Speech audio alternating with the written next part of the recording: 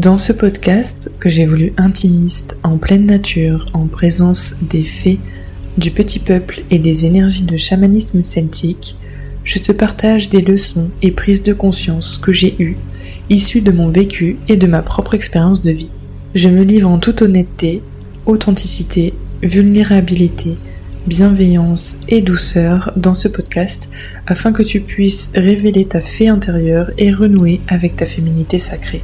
Bienvenue dans ma féerie celtique, chère fée, dryade, nymphe, elfe des bois. Dans cet épisode, j'aborderai les 3 choses que j'ai manifestées dernièrement.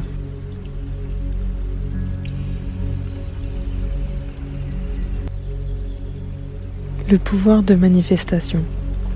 Je me suis rendu compte ces derniers temps que j'avais un pouvoir de manifestation intense qui s'est révélé des suites de ma rupture avec ma relation toxique. Actuellement, ça fait bientôt 2 ans. J'ai énormément travaillé sur moi, j'ai beaucoup évolué, j'ai réappris à me connaître, j'ai retrouvé ma personnalité. Je suis davantage alignée avec moi-même, avec mes aspirations, avec ma mission de vie. Et grâce à tout ce travail que j'ai fait en amont, j'ai pu manifester dans ma vie de nouveaux choix, de nouvelles choses, de nouvelles envies, de nouvelles passions. Ça a commencé par la danse, le heels notamment. Je me suis inscrite en octobre ou novembre 2023 et j'ai fait mon gala de danse le 8 juin 2024. J'ai rencontré des personnes merveilleuses, des femmes notamment qui sont extrêmement inspirantes pour moi et elles m'offrent des leçons à chaque fois que je converse avec elles. C'est juste tout bonnement bénéfique pour nous toutes. C'est comme si on faisait partie d'un cercle de femmes finalement, un cercle sacré où on s'apporte chacune nos prises de conscience, nos leçons, nos doutes, nos peurs, nos inquiétudes, nos joies, nos bonheurs, tout finalement. Et c'est comme si nous étions des sœurs. Donc c'est très puissant, c'est une connexion que je voulais depuis longtemps avec des femmes pour que ce soit bienveillant et spontané, naturel, sans compétition. Ça, c'est la première manifestation qui s'est passée. Mais j'en avais tout bonnement pas conscience à ce moment-là. J'étais juste dans l'euphorie du moment. Et c'est que seulement maintenant que je le comprends et que je le conçois en tant que manifestation. Parce que je me suis rendu compte que c'était ce que j'avais mis sur mon tableau de visualisation de l'année dernière. Et donc là, on est à ce moment où j'enregistre cet épisode, on est le 29 juillet 2024. Donc ça m'a pris quand même presque un an pour voir que j'avais fait cette première manifestation, que je l'avais mise en place et que je l'avais reçue. Ensuite, la deuxième, c'est ma voiture. J'avais l'envie et le besoin de changer de voiture. Le besoin plutôt, parce que ma voiture perso, ça faisait déjà 8 ans que je l'avais, presque 9. Et j'ai atteint quand même les 310 000 kilomètres. Elle aurait pu faire plus. Sauf que j'avais un souci au niveau du voyant moteur qui s'allumait très souvent, très régulièrement, qui ne s'en allait plus. J'étais pourtant partie voir un garagiste qui m'avait enlevé le défaut avec une valise, etc. Mais le problème revenait régulièrement. Donc j'ai choisi de changer de voiture. Et j'ai manifesté en fait le type de voiture que je voulais et surtout en fait la couleur. Ça fait depuis que j'ai mon permis que je voulais une voiture rouge, que je veux une voiture rouge. Et là, j'ai manifesté une voiture rouge, sportive et de la marque Seat. Et je me suis retrouvée avec 2 annonces seulement sur Le Bon Coin qui proposaient ce type de voiture. Et une a été vendue, l'autre était là pour moi. Donc je suis allée la voir. Ça a tout de suite matché avec le vendeur. J'ai réservé la voiture.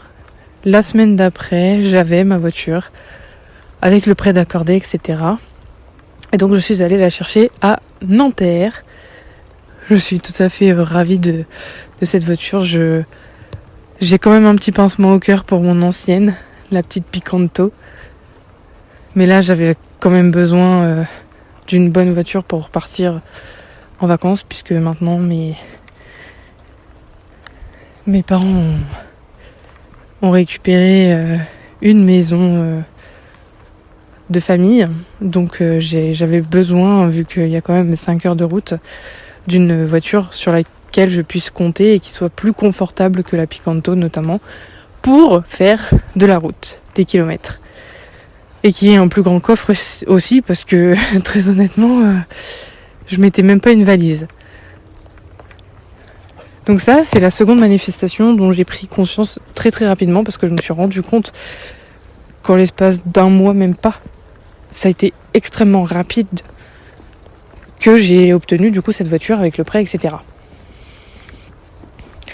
Donc là, je me suis dit ok, je suis littéralement guidée et je sais manifester. Donc là, je me suis remise en question et je me suis dit d'accord, donc en fait, vraiment là, maintenant, tout ce que je pense, ça va arriver. Donc là, tout de suite maintenant, en fait, je change ma manière de penser, clairement. Je deviens carrément plus positive. Je l'étais déjà avant, mais là j'ai doublé ma positivité. Je crois en moi. Je prends conscience de mes capacités également.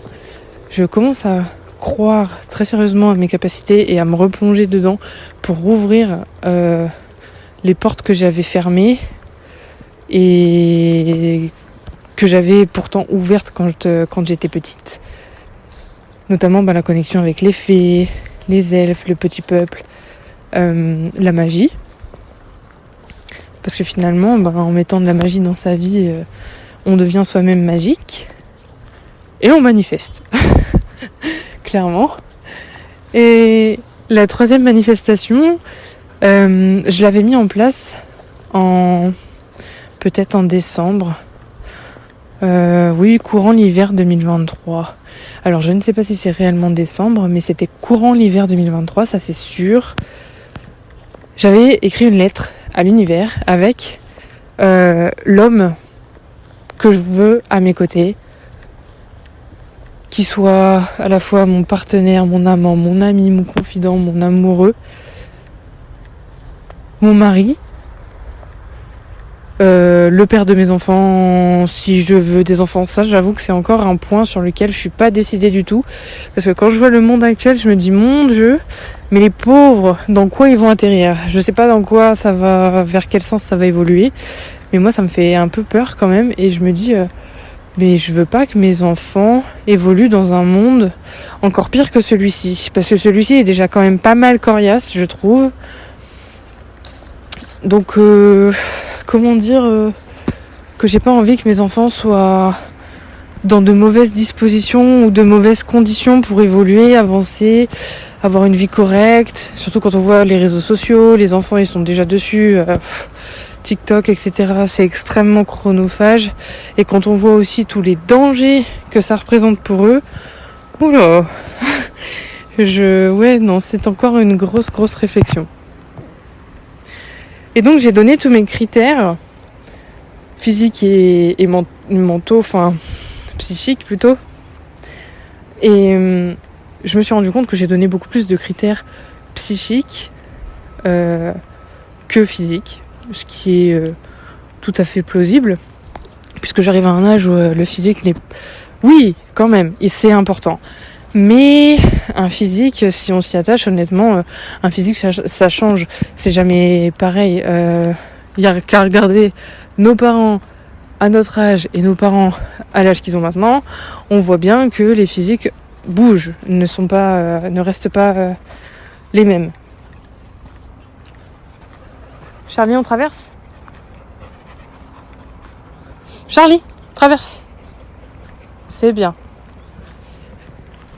Donc, j'ai préféré m'attacher à une personnalité, à des traits de caractère, à un psychique, une manière de penser, plutôt que le physique. Les seules conditions que je voulais qui sont finalement indéniables, qui sont non négociables, c'est plus grand que moi. Donc je fais 1m70, j'ai demandé minimum 1,85 je crois, si je me souviens bien. Et sportif, athlétique. Pas musclé, parce que pour moi musclé ça fait référence au domaine du fitness et j'avais pas envie de ça. C'est pas le type de physique qui me fait rêver, qui me fait vibrer. Et plutôt athlétique, oui, une personne qui fait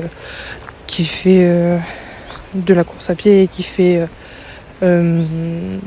attention à lui tout simplement, un homme qui prend soin de lui. Et puis qui soit dans son énergie masculine, j'avais demandé également, pour que je puisse être moi dans mon énergie féminine, pleinement, sereinement et sans me poser trop de questions. Et je voulais également que ce soit fluide, que ce soit quelque chose de beau, de romantique, un homme attentionné, bref, tout un tas de choses. Je vais pas m'étaler sur le sujet parce que si ça t'intéresse, t'auras qu'à me le dire et je verrai si éventuellement ça me tente de te partager ma lettre à l'univers. Et du coup, ce qui se passe actuellement, c'est que j'ai rencontré cette personne. Alors, pour le moment, il n'y a rien d'officiel, ce n'est que officieux, puisque nous avons pris la décision de tout bonnement prendre notre temps. Et c'est très bien comme ça, on va à notre rythme, c'est juste merveilleux. On n'a pas de pression, on est du coup nous-mêmes, naturels, et sur la même longueur d'onde. On apprend à se découvrir, et comparé à toutes les fois où ça a été trop vite, où ça a été trop d'un coup, là honnêtement je me sens respectée, je me sens aimée, je me sens appréciée pour ce que je suis vraiment, et pas que par rapport à mon physique, pas que par rapport à mes passions ou par rapport à la danse, parce que la danse, je sais pas pourquoi ça attise énormément les hommes, et pas que pour ma couleur de cheveux non plus. Donc là,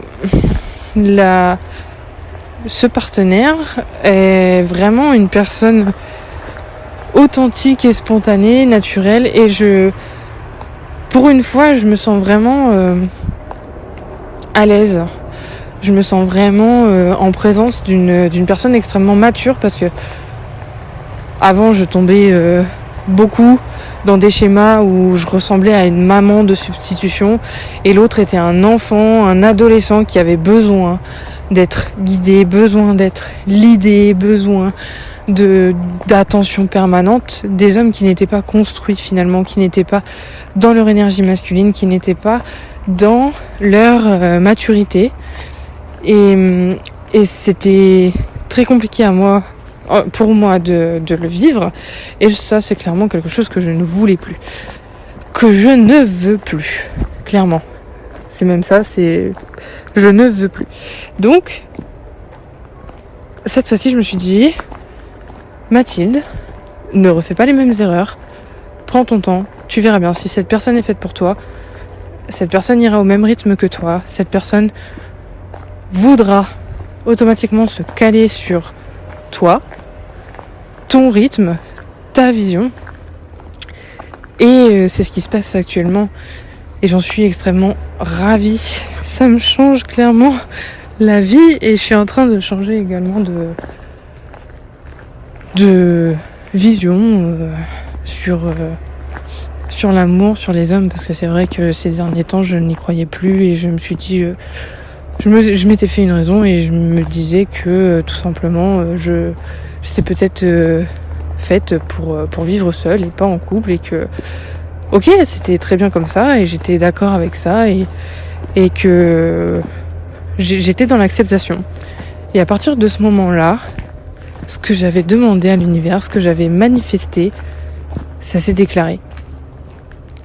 Et c'est à partir de ce moment-là que j'ai pu rencontrer cette personne. Parce qu'avant, autant lui que moi avions besoin de temps pour nous connaître, pour réapprendre à vivre avec nous-mêmes, pour réapprendre à être en harmonie avec nous-mêmes, seuls face à nous-mêmes, à débloquer des traumas, à déverrouiller des blocages, à péter des croyances limitantes par exemple. Et on s'en est rendu compte en fait en parlant entre nous, qu'effectivement si on s'était rencontrés avant, ça n'aurait pas fonctionné, puisque on était tous les deux tout simplement pas prêts.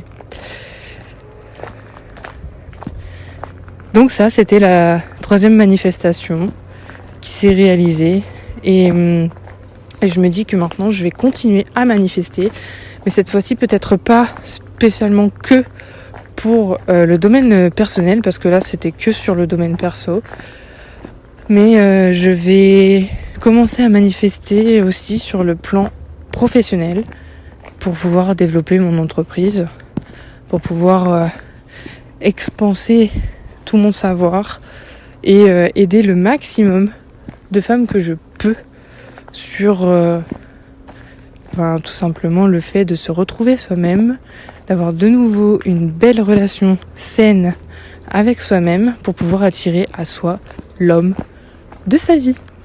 Je te remercie de ton écoute. J'espère que cet épisode t'a plu. N'hésite pas à le noter avec les étoiles que tu juges nécessaires sur la plateforme d'écoute de ton choix, à me laisser un commentaire si tu veux me notifier de quelque chose ou me partager ton enthousiasme. Partage cet épisode à une fée dont tu penses qu'elle a besoin de l'entendre. Et sur ce, suis-moi sur mes réseaux pour plus de conseils et d'expériences de vie. Féeriquement, magiquement et celtiquement, à la prochaine!